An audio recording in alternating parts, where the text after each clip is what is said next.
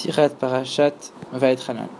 Dans la paracha, on parle des villes de refuge dans lesquelles le meurtrier s'enfuyait. Quel meurtrier on parle? S'il y avait quelqu'un qui tuait une personne de manière involontaire, alors il allait devoir habiter dans une ville qu'on appelait les villes de refuge. Il y en avait 6 en Israël, pour ne pas que les gens qui voulaient venger la personne tuée ne puissent l'atteindre et le tuer. Et les chemins pour aller dans cette ville-là, ils étaient préparés, ils étaient très larges, très grands, avec plein de panneaux partout, avec la direction, avec écrit « Ville de refuge, ville de refuge ». Rabbi dit de la même manière, on sait qu'il y a chaque chose qu'on voit dans le monde matériel, c'est parce qu'elles sont une entité spirituelle et qu'elles s'expriment de manière physique dans notre monde matériel. Donc ici le Rabbi va s'intéresser, qu'est-ce que c'est les villes de refuge de manière spirituelle? C'est quoi les villes de refuge? C'est les paroles de la Torah. Et donc en vérité, ces villes de refuge, elles pouvaient accueillir aussi les meurtriers volontaires qui avaient tué quelqu'un de manière volontaire, de manière temporaire. C'est quoi en fait le truc? C'est que quand quelqu'un avait tué une autre personne de manière volontaire, en attendant de savoir c'était quoi son jugement, en attendant qu'elle soit jugée devant le tribunal, tout ce temps-là où on attendait le jugement, elle devait se trouver dans la ville de refuge. Donc en vérité, cette ville de refuge, elle servait aussi pour ceux qui avaient tué quelqu'un de manière volontaire. Et donc de manière spirituelle, on a dit c'est les paroles de Torah. Qu'est-ce que ça veut dire? Quelqu'un qui fait une avéra, donc qui tue quelqu'un, qui fait une avéra, qui fait une faute, il a la capacité de revenir vers les paroles de Torah, vers les villes de refuge. Et même quelqu'un qui fait une avéra de manière volontaire, alors lui aussi la ville de refuge, mais lui aussi les paroles de Torah, elles ont une utilité pour lui. Lui aussi il peut venir se protéger grâce aux paroles de Torah. Et de la même manière que pour aller dans les villes de refuge, il y avait des routes qui étaient larges, qui étaient grandes, avec des panneaux partout avec écrit ville de refuge, ville de refuge. De la même manière, nous aussi, les chemins pour accéder à la Torah, ils sont larges, ils sont faciles d'accès entre guillemets. Et si on peut dire, il y a Hachem qui, à chaque coin, il dit voilà, c'est par là qu'il faut aller, c'est là la Torah, c'est là le chemin du bien. Alors pourquoi ça aurait pas suffi de dire voilà, il y a des chemins, ils sont grands, ils sont faciles déjà, ils sont larges? Ça suffit, qu'est-ce que tu as besoin de mettre encore des panneaux? Le Rabbi l'explique.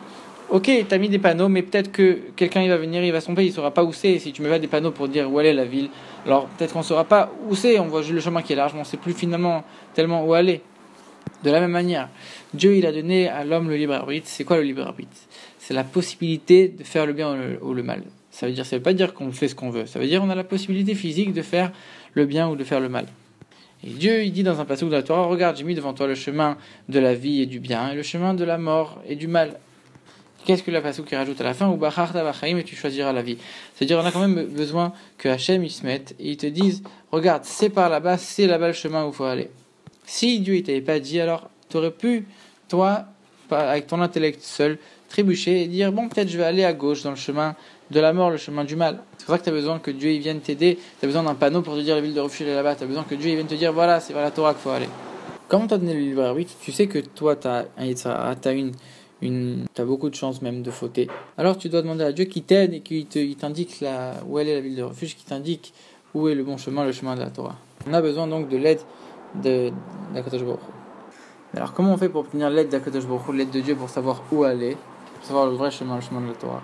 Pour mériter que Dieu nous montre le chemin à nous, on doit nous montrer le chemin aux autres. Ça veut dire, le Rabbi dit clairement ici, il faut sortir dans les rues, il faut aller au coin des rues, là où il y a des passants, et aider les gens à aller aider les autres juifs et leur dire c'est là-bas qu'il faut aller, c'est là-bas le chemin de la Torah, c'est dans tel et tel chemin qu'il faut aller, c'est là que Dieu veut que vous ayez. Il faut fuir du Yetzirah, il faut fuir de celui qui veut venger la personne qui a été tuée. Et il faut aller dans le chemin de la Torah. Le Rabbi dit clairement, il dit c'est le but de chacun de se tenir au coin des rues et de crier aux ville de refuge, et de montrer aux gens le chemin où il faut aller. Et pourtant, en vérité, le Rabbi dit pourtant, on pourrait penser que c'est dangereux, tu vas te trouver au coin des rues. C'est quoi au coin des rues? Ça veut dire à l'intersection où il y a le chemin qui mène à la vie, le chemin qui mène à la mort. C'est-à-dire que toi, tu es en contact permanent avec le chemin qui mène à la mort, l'entrée vers le chemin qui mène à la mort, qui mène vers le mal. Peut-être que toi aussi un jour tu vas te tromper, tu vas prendre le chemin qui mène vers le mal. C'est dangereux de trop se trouver à côté de ce chemin-là. Rabbi dit en vérité, non, si toi, toute la raison pour laquelle tu es là-bas, c'est pour montrer aux gens qu'il faut aller vers le bien, et que tout ton rôle, c'est justement de diriger les gens vers le bien, alors forcément que ton esprit ne se détournera pas de ça. Et comme le Baal Shem Tov, il explique le Baal Shem Tov quelque chose de connu, que des fois on vit sur cette terre 70 ou même 80 ans, et tout le but de ces 80 ans, c'est juste d'avoir rendu un seul service à un juif un service de manière matérielle et à plus forte raison un service d'ordre spirituel. Donc si tu as pu, par le fait d'être au coin des rues, influencer ne serait-ce qu'un seul juif, alors c'est déjà assez, et ça vaut déjà suffisamment la peine d'avoir fait ça, d'être sorti même auprès et proche du chemin qui mène vers le mal. Et en récompense de ça, alors comme toi tu as montré le bon chemin aux autres, alors Dieu il te montrera à toi le bon chemin. Et donc c'est pour ça que tu dois te tenir, comme le Rabbi dit clairement ici, on doit aller dans les rues, montrer aux gens le chemin, et des fois on va voir que les gens ne nous écoutent pas, les gens ils ne nous regardent même pas, personne ne fait attention à nous, on voit qu'on arrive à influencer personne et que personne ne prête attention à ce qu'on dit et à ce qu'on est en train de faire. Encore pire que ça, toi, tu vois que il n'y a pas de résultat à ce que tu es en train de faire et tu te tiens dans un endroit de risque où tu es à côté des choses qui sont à côté de l'entrée au chemin, du chemin vers le mal. Toi, t'es pas quelqu'un qui connaît tellement, t'es pas un tzaddik, toi aussi toi aussi t'as des fortes probabilités de fauter.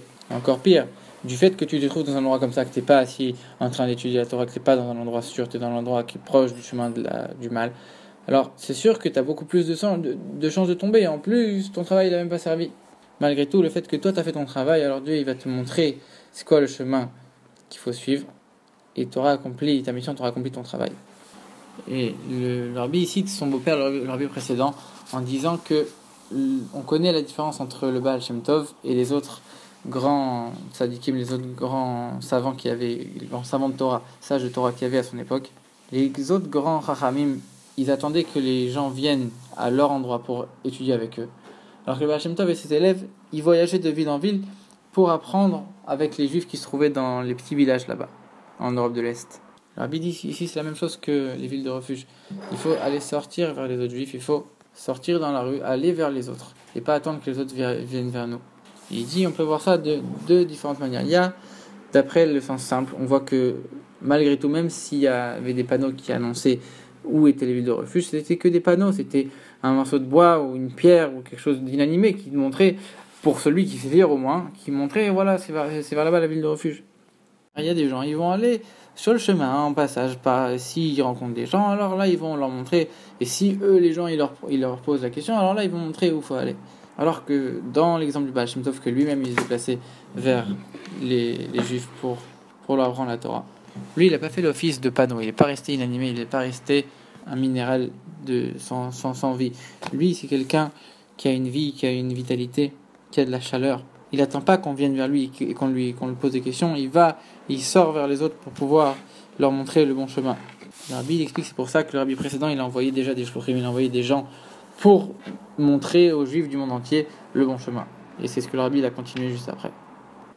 La Gemara, elle dit, et le Rambam il tranche ça en tant que halakha, que le monde entier, que chacun il doit considérer que le monde entier, il est comme sur une balance avec d'un côté les mauvaises choses et d'un autre côté les bonnes choses, et que la balance elle est exactement égale des deux côtés, et que chaque personne elle est comme ça et le monde entier aussi il est comme ça, et que chaque personne donc par une petite action positive il peut à la fois renverser le monde entier, à la fois se renverser lui-même vers le bien, et par le fait qu'il renverse lui-même par le bien, alors comme le monde entier aussi il est sur une balance avec le bien et le mal qui sont égalité, alors il va faire pencher la balance du monde entier vers le bien.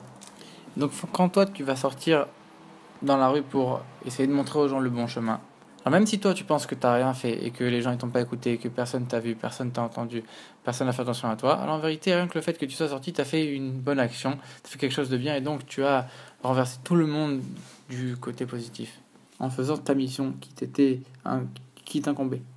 Donc de la même manière, quand il sort dehors, qu'est-ce qu'il doit dire aux gens? Il doit dire cette chose-là, que peu importe l'état spirituel du juif qu'il va rencontrer, il lui dit voilà, peu importe ton état spirituel, même si tu es quelqu'un qui fait énormément de fautes, tu es considéré comme si tu étais égalité, comme si le bien et le mal qui étaient en toi, ils étaient égalité, et que par chaque bonne action, tu peux devenir quelqu'un de bien à 100%.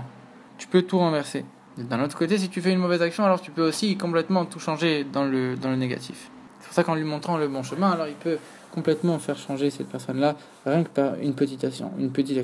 Rabbi dit, il y en a qui pensent qu'ils font rien, et que tout ce qu'ils font ça sert à rien, et qu'il n'y a pas de résultat. On voit pourtant que pour la recherche du Hametz, tout celui qui a cherché plein de Hametz dans sa maison et qui n'a pas trouvé pas une seule miette de Hametz, quand il aura fait la bracha pour rechercher ce Hametz-là, même s'il n'a rien trouvé, la bracha elle est quand même complètement valable.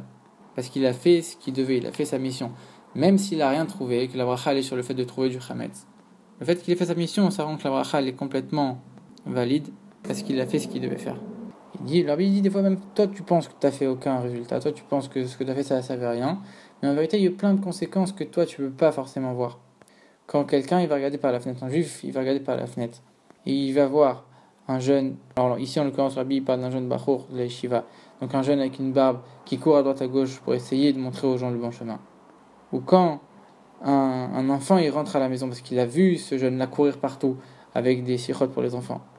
Alors, la personne qui a regardé par la fenêtre, il va se rappeler qu'il est juif, il va se rappeler qu'il y a une éducation juive, il y a des valeurs, il y a une identité juive.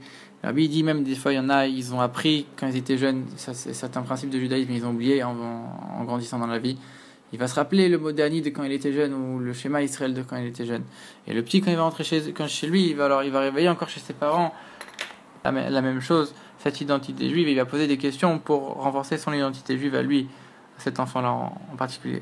Alors lui, il finit en racontant une histoire qu'il y a un rabbin réformiste, et le rabbi, il dit, pendant qu'il est en train de faire la sikha, il dit, il se trouve dans cette salle, en ce moment, il se trouve dans ce rassemblement de chassidim. Il dit, ok, il n'est pas devenu un chassid encore, mais il a été touché par la chassidoute, il a été touché par un certain chassid. Et comme il est directeur d'une école, alors quand il a parlé aux enfants en classe, il leur a dit, regardez, il y a des gens qui s'appellent les chassidim, qui se lèvent le matin, ils étudient la chassidoute avant de prier, ils prient longuement à Dieu, et ensuite ils étudient avec un seder particulier, et après seulement ils vont manger. Il y a des gens qui vivent de cette manière-là, avec des barbes, avec des chapeaux, etc.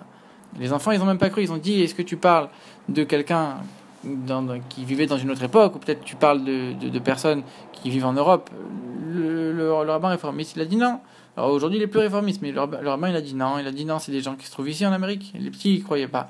Alors le rabbin, cet homme-là, il a demandé à ce chassid-là qui l'a touché de venir en cours pour montrer aux enfants c'était quoi un chassid. Alors le chassid l'a accepté avec plaisir. Il est venu à cette école-là. Et les enfants, ils ont commencé à lui poser plein de questions, ils ont commencé à s'intéresser à la chassidoute, etc. Donc si le rabbi rapporte une histoire pour montrer que même si nous on voit pas forcément les résultats et que on voit que le rabbin il est pas devenu religieux, il est pas devenu un chassid, en vérité il a eu un impact même sur les gens qu'il a côtoyés après. Que même si tu penses que le fait d'avoir essayé de montrer le bon chemin aux gens, tu n'avais vu aucun résultat, en vérité il y a toujours des résultats. Que si toi tu as fait ton rôle comme c'est dans les villes de refuge de montrer, c'est où les villes de refuge de montrer, c'est où le chemin de la Torah, alors forcément qu'il y aura toujours des résultats.